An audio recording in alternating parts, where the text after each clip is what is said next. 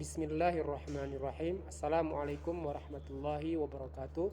Teman-teman yang dimuliakan Allah Subhanahu wa taala, saya kembali melanjutkan untuk membahas bacaan Mencari Arah Melawan Arus yang hari ini sudah masuk ke part yang kelima. Part yang keenam. Silau kemajuan Barat membongkar mitos mencari akar peradaban. Ketika kita terlalu cepat kagum. Lihat Finlandia, katanya paling bahagia. Coba bandingkan Inggris dan Swiss dengan negeri-negeri Muslim, jauh banget. Barat nggak pakai syariat tapi kok bisa adil dan maju.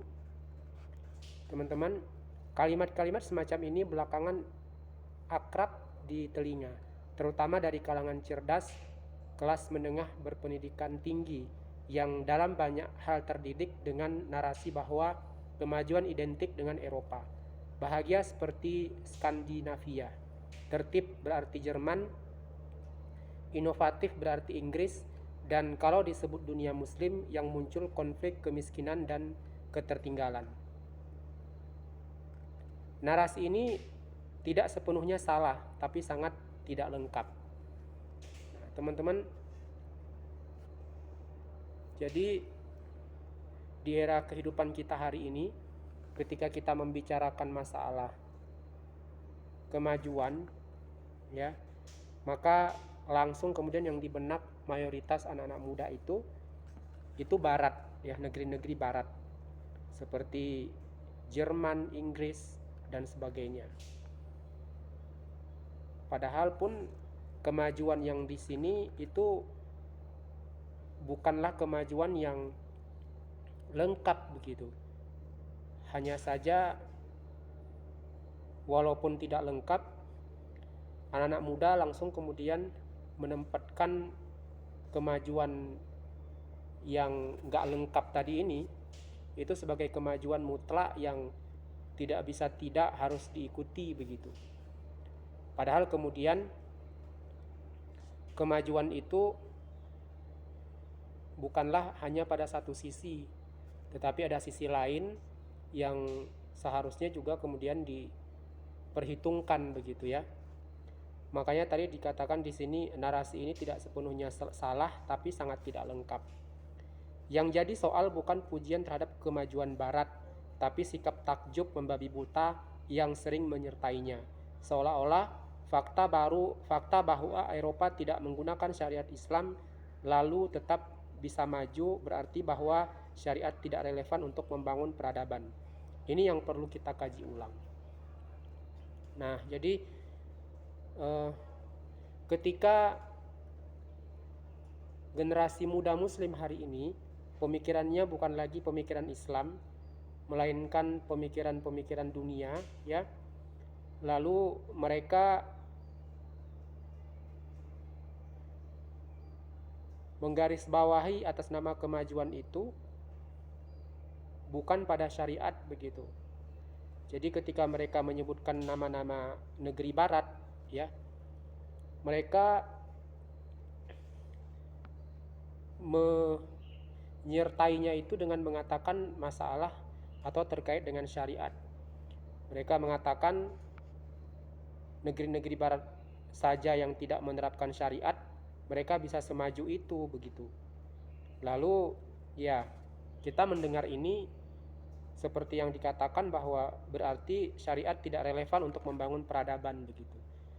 Jadi seolah-olah syariat Islam itu, aturan Allah itu tidak ada relevansinya begitu dengan peradaban. Padahal kemudian ini adalah perkataan atau narasi yang sama sekali tidak dapat dipertanggungjawabkan. Karena bisa jadi kita terlalu cepat terkagum. Barat memang memimpin dalam hal teknologi, sains, dan ekonomi penjajahannya, tapi apakah itu cukup untuk menyebut mereka beradab? Apakah indikator bahagia hanya dinilai dari survei subjektif dan GDP per kapita? Dan yang lebih penting, apakah benar bahwa Islam gagal karena dunia Muslim hari ini tertinggal? Kalau kita ingin berpikir jernih, kita harus mulai dari hulunya. Apa sebenarnya yang dimaksud dengan peradaban? Apa itu peradaban dan bagaimana ia diukur? Dalam literatur filsafat, sejarah, dan sosiologi, peradaban tidak diukur hanya dari pencapaian fisik. Peradaban bukan hanya soal seberapa cepat jaringan 5G bisa mengantar video lucu ke ponsel kita, atau seberapa banyak universitas di suatu negara menelurkan paten. Nah, jadi menurut beberapa pendapat, baik itu dalam hal filsafat, sejarah, dan sosiologi, peradaban itu tidak diukur dari pencapaian fisik, ya, tidak diukur dari seberapa modernnya dan seberapa majunya suatu negeri itu, teman-teman.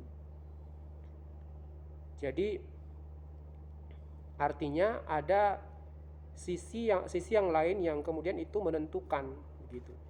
Ini yang harus kemudian kita cermati, gitu ya.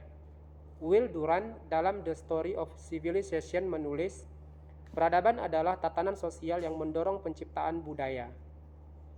4 elemen yang membentuknya: penyediaan ekonomi yang pertama, kedua organisasi politik, yang ketiga tradisi moral, dan yang keempat pencarian pengetahuan serta seni. Nah, jadi di sini di tulisannya Will Durant ini tidak ada sama sekali terkait dengan pencapaian fisik, begitu ya. Pencapaian fisik sekalipun ada di penyediaan ekonomi, lalu kemudian pencarian pengetahuan serta seni misalnya, itu tidak dominan, begitu. Itu tidak dominan. Ketika disebutkan penyediaan ekonomi, artinya di sini ada tentang aturan dan sistem sedemikian rupa sehingga perekonomian itu tidak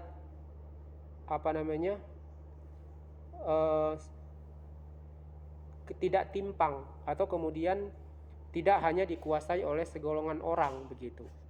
Artinya peradaban mencakup 2 dimensi utama. 1, perangkat fisik yaitu sains, teknologi, arsitektur, dan infrastruktur. 2, perangkat non fisik, nilai moral, etika, hukum, pandangan hidup.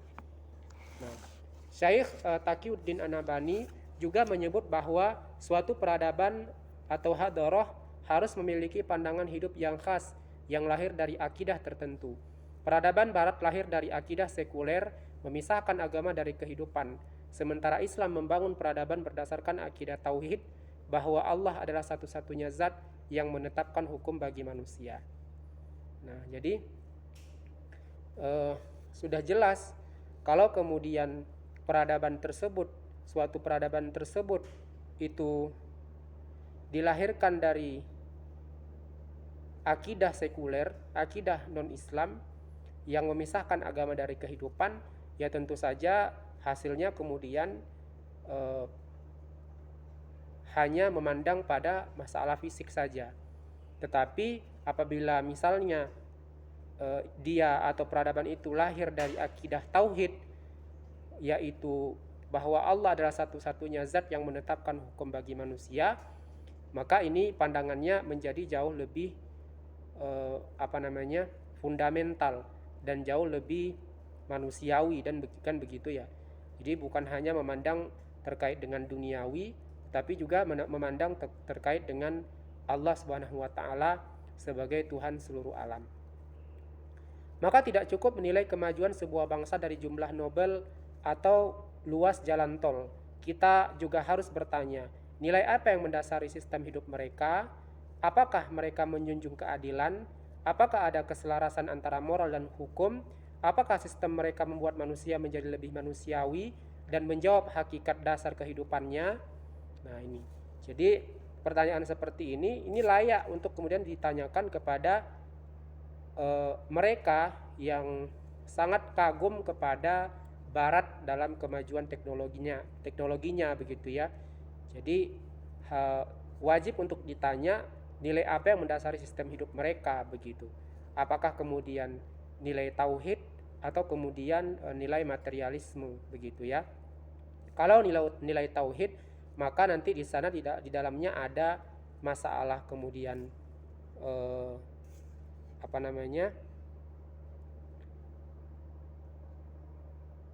adab ya, ada masalah adab, kemudian tentu saja masalah keamanan hidup ya, dan keterjaminan secara lahir dan naluri begitu. Nah, tentu kalau hanya kemudian materialistik saja yang menjadi ini acuannya, maka tentu saja pandangannya itu hanya pada pencapaian secara fisik tadi saja begitu. Jika kita setuju bahwa peradaban itu mencakup kedua sisi fisik dan moral, kedua sisi yaitu fisik dan moral, maka penilaian terhadap dunia barat hari ini tidak bisa hanya melihat sisi teknologi, karena bisa jadi mereka memimpin dalam fisik tapi gagal dalam moralitas. Ini harus kita kulik lebih dalam ya. Barat dan kemajuan sains teknologi, warisan atau dominasi. Tidak bisa dipungkiri bahwa Eropa dan Barat secara umum hari ini unggul dalam teknologi. Mereka punya universitas kelas dunia, laboratorium raksasa, dan perusahaan raksasa yang membentuk wajah dunia digital. Google, Apple, Tesla, hingga Siemens. Tapi pertanyaannya, apakah kemajuan ini asli ciptaan mereka dari nol? Atau hasil dari estafet panjang peradaban manusia? Nah, ini ceritanya kita tadi sedang berbicara masalah peradaban begitu ya. Artinya kalau sudah berbicara masalah itu, ada kemudian estafet panjang begitu ya, ada ilmu turun-temurun yang kemudian diturunkan sejak dari awal sampai sekarang, bukan hanya kemudian berkaitan dengan asli ciptaan dari nol begitu ya. Jadi kita tarik mundur sejarahnya. Ilmu pengetahuan berkembang seperti obor yang berpindah tangan dari satu peradaban ke peradaban lain.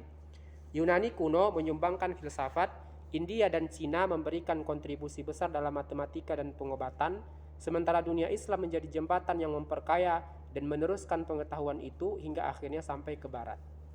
Nah, ini fakta sejarah yang mau tidak mau harus kita terima begitu ya. Profesor George Starton dalam Introduction to the History of Science menulis bahwa antara abad ke-8 hingga ke-13 Masehi, dunia Islam adalah pusat ilmu pengetahuan dunia.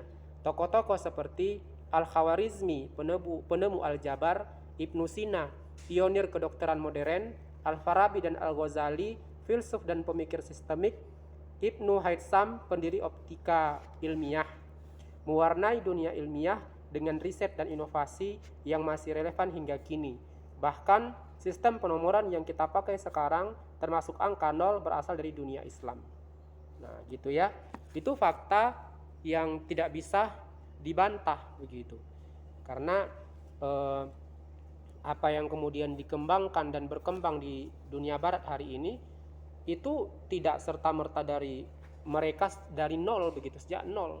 Melainkan Islam itu sudah duluan memiliki peradaban dan kemajuan sebelumnya begitu. Roger Bacon, ilmuwan Inggris yang sering dianggap pelopor metode ilmiah barat, banyak terinspirasi dari karya-karya ilmuwan muslim. Begitu pula dengan Leonardo Fibonacci yang belajar sistem matematika dari dunia muslim di Andalusia. Maka kalau kita bicara sains dan teknologi, kita sedang bicara warisan panjang umat manusia, termasuk warisan dari peradaban Islam. Apa yang disebut sebagai kemajuan Eropa sebenarnya adalah hasil dari proses panjang, penerjemahan, adaptasi, dan seringkali pengakuan yang datang terlambat. Ketika umat Islam tenggelam dalam konflik internal dan kolonialisme, obor peradaban itu berpindah ke tangan Barat. Maka yang terjadi bukanlah Islam tidak bisa membangun peradaban, tapi umat Islam sedang kehilangan kesempatan karena kondisi politik yang tidak berpihak. Obor itu pernah menyala di tangan kita, hanya saja kita belum mengambilnya kembali dengan sungguh-sungguh. Nah, ya. Sejak dari zaman Rasulullah SAW, kemudian turun kepada para sahabat Khulafaur Rasyidin, lalu kepada kekhilafan setelahnya, yaitu semua banyak sekali penemuan dan penemu-penemu yang sampai hari ini masih dijadikan sebagai referensi oleh dunia barat ya. Itu harus diakui. Bahagia tapi dilecehkan. menggugat indikator kebahagiaan. Salah satu argumen yang sering diajukan untuk membuktikan keunggulan Barat adalah indeks kebahagiaan dunia. Setiap tahun, laporan World Happiness Report menempatkan negara-negara Skandinavia, Finlandia, Denmark, Norwegia sebagai yang paling bahagia. Benarkah demikian? Kalau yang dimaksud bahagia adalah stabilitas ekonomi nasional, infrastruktur baik, dan pelayanan publik yang efisien, mungkin ya. Tapi kalau bahagia berarti hidup tentram, aman, dan bermartabat, maka ada ironi yang perlu kita lihat lebih dalam. Nah, ini dua sisi yang tidak mau tidak harus diterima. Apa itu? Ya, terkait dengan stabilitas ekonomi, infrastruktur, pelayanan publik, dan kemudian hidup tentram, aman, dan bermartabat.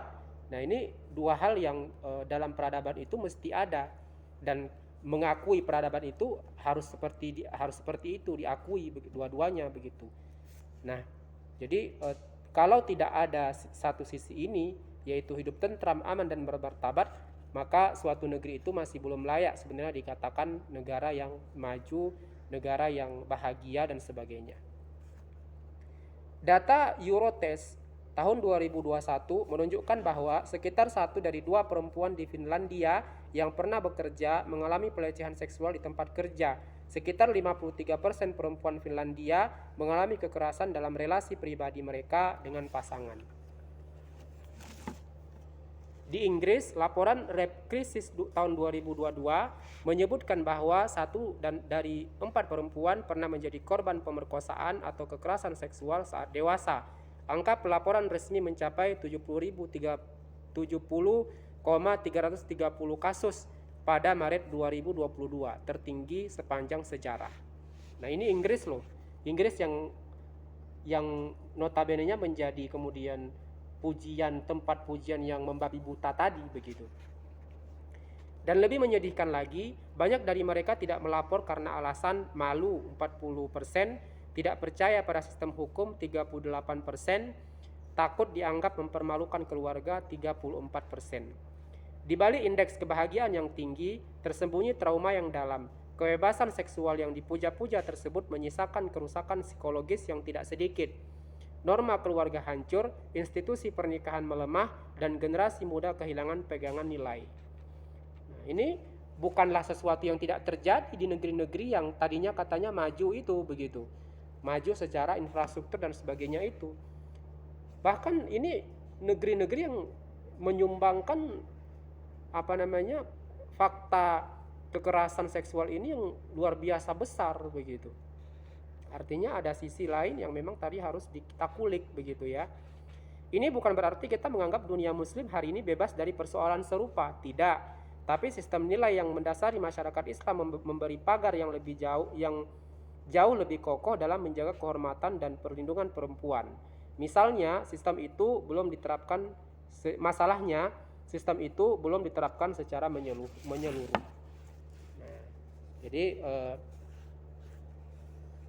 paling tidak yang bisa saya sampaikan terkait dengan sistem yang bisa menjaga kehormatan dan perlindungan perempuan itu adalah ya, perempuan itu tidak dibebaskan keluar rumah seperti laki-laki sampai mereka bagaimana laki-laki itu pulang larut malam karena bekerja, perempuan pun seperti itu. Nah, karena perempuan ini adalah objek yang sangat kemudian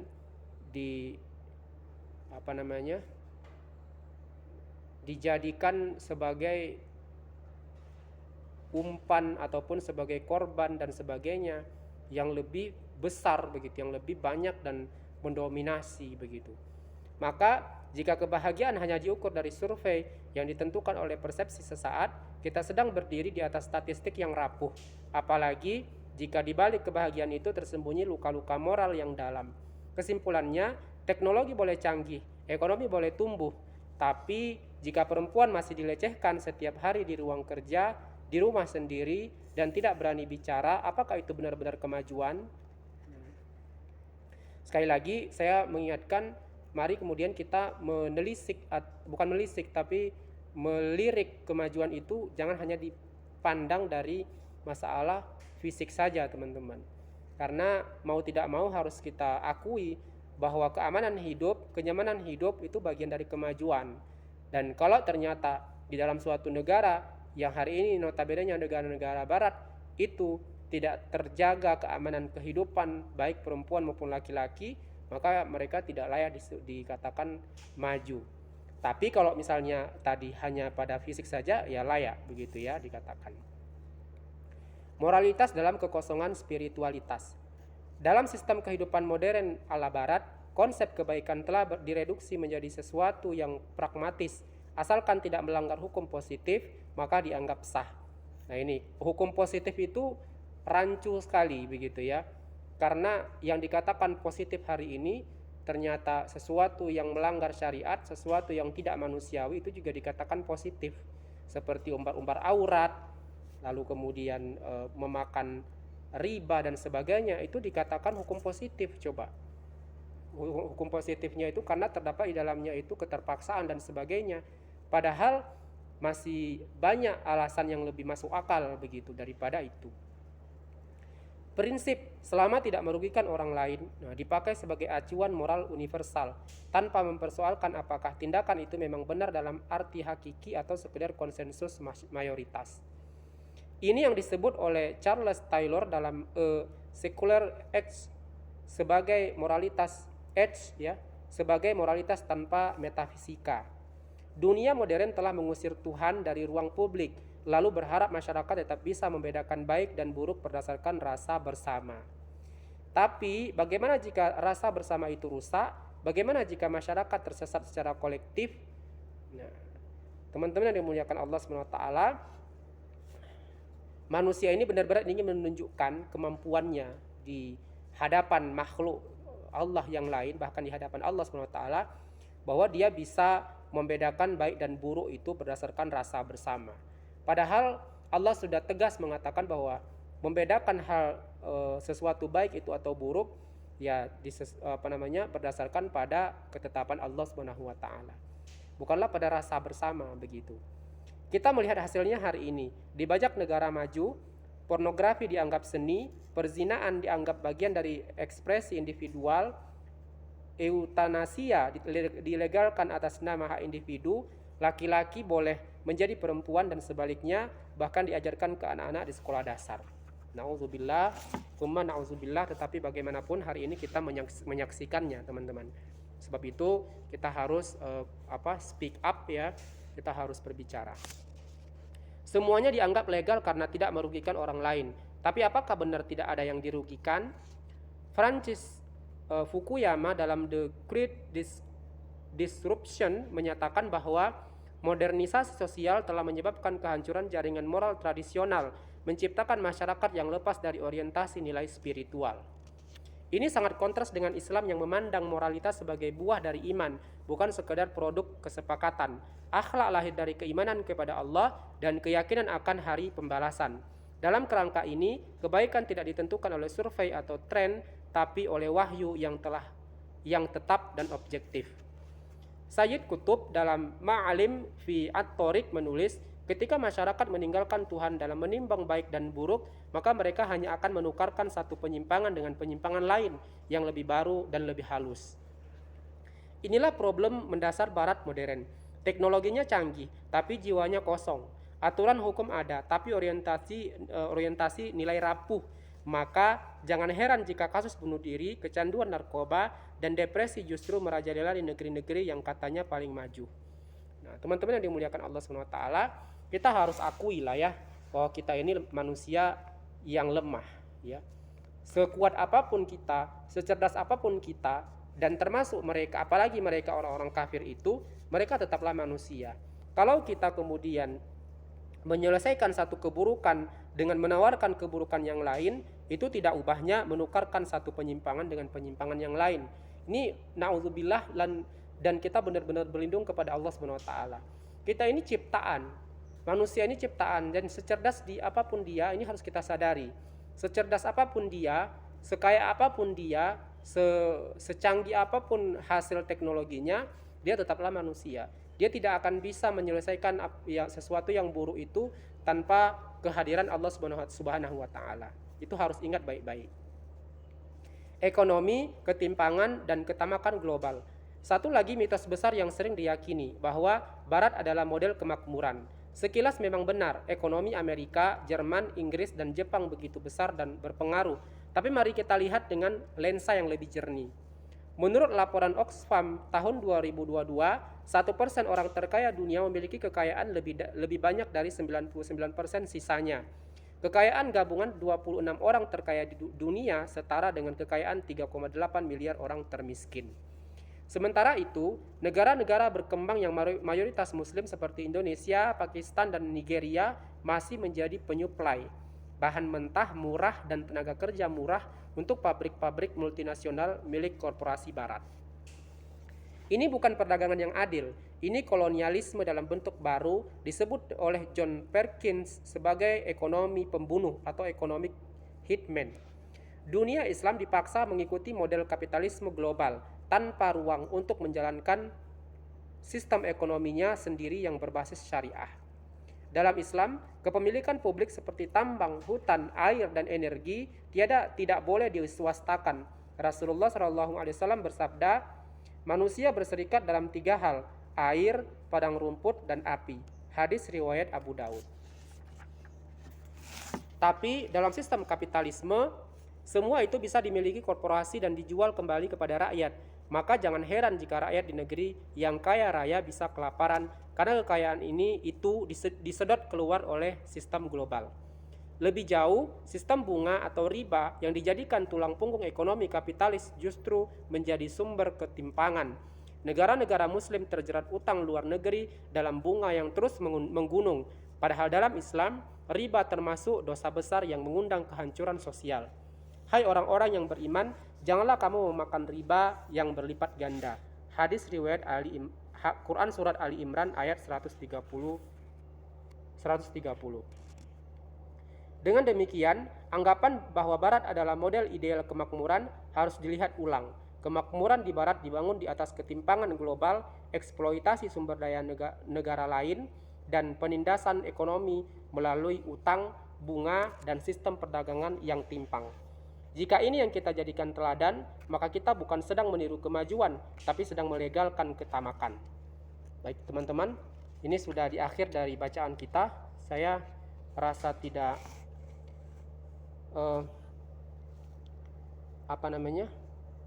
rasa tidak percaya cepat sekali begitu ya. Artinya saya fokus untuk membacakan dari yang ditulis oleh Mas Fier ini, tapi ini sudah cukup jelas dan teramat jelas begitu ya, untuk kita pahami baik-baik. Bagi teman-teman yang kemudian ingin mendengarkannya ulang, ya bisa diputarkan ulang begitu ya. Teman-teman, video ini saya upload juga di Instagram, tetapi fullnya ada di YouTube saya. Nah, jadi janganlah sekali lagi kita menilai kemajuan itu pada fisik, karena fisik itu bukanlah sesuatu yang ideal untuk diukur sebagai kemajuan, melainkan ada ketenangan, ada kebahagiaan, ada keamanan, ada jaminan hidup yang tidak boleh kemudian dipandang sepele, yang itu juga bagian dari kemajuan sesungguhnya. Dan kalau ternyata negeri-negeri barat itu tidak melakukan itu, tidak terdapat di sana, maka mereka belum dikatakan sebagai negara yang maju dan tidak layak untuk dijadikan sebagai teladan, teman-teman. Mungkin sampai di sini dulu. Selamat melaksanakan ibadah sholat Jumat. Assalamualaikum warahmatullahi wabarakatuh.